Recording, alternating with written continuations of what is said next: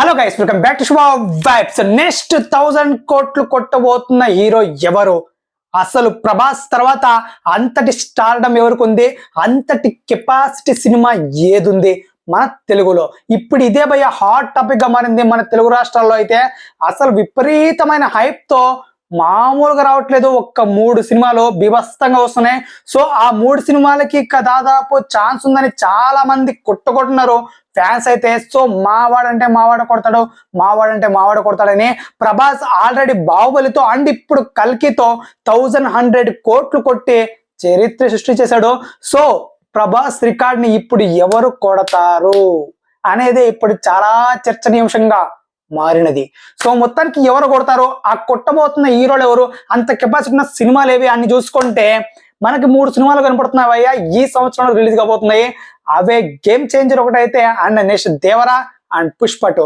So ఈ 3 సినిమాల్లో అసలైన సినిమా ఏది కొట్టబోతుంది అని నేనైతే చెప్పేది ఫస్ట్ పేరు పుష్ప ది రైజ్.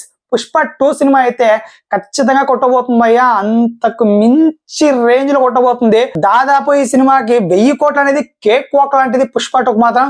సో ఈజీగా క్రాస్ చేస్తుంది. బట్ 1500 కోట్ల మార్క్ ని టచ్ చేస్తుంది అనేది ఇప్పుడు హాట్ టాపిక్ అనమాట.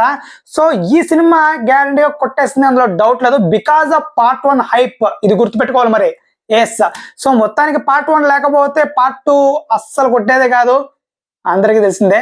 సో మొత్తానికి దీని తర్వాత అయితే దేవరాకి ఛాన్స్ ఉందా అంటే, గేమ్ చేంజర్ కి ఛాన్స్ ఉందా అంటే అస్సలు లేదు భయ్య. ఎస్, అస్సలు లేదని ఎందుకంటున్నా అంటే పార్ట్ 1 దేవరా సినిమా ఇప్పుడు పార్ట్ 1 పార్ట్ 2 నడుస్తుంది అనమాట. సో అంత కెపాసిటీ ఉందా ఈ సినిమాకి 1000 కోట్లు కొట్టే అంత అంటే కొంచెం లేదనే చెప్పాలి. ఎందుకంటే ఫ్యాక్ట్ చెప్పాలి కాబట్టి మనం చెప్పి తీరాలి.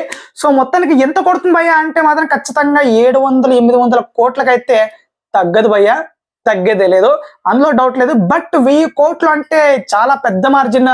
మనకి చాలా చిన్నగా కనిపిస్తుంది క్రేజ్ చూసి, బట్ అది చాలా పెద్ద మార్జిన్. సో కొట్టాలంటే చాలా టైం పడుతుంది.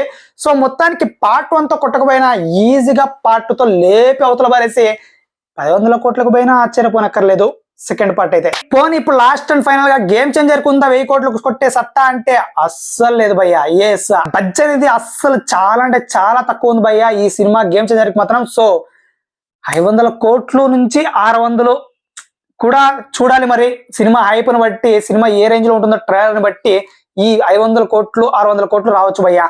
అంతకు మించి అయితే నోవే నా నుంచి అయితే. మరి మీరేమనుకుంటారు గైస్, ఏ సినిమా కొడుతుంది అనుకుంటారో తప్పకుండా మన కాంట్రోల్లో తెలియచేయండి. ఎంత కట్ చేస్తుంది అనుకుంటారో తప్పకుండా మన కాంట్రోల్లో తెలియచేయండి. అండ్ ప్లీజ్ సబ్స్క్రైబ్ టు శుభ వైబ్స్.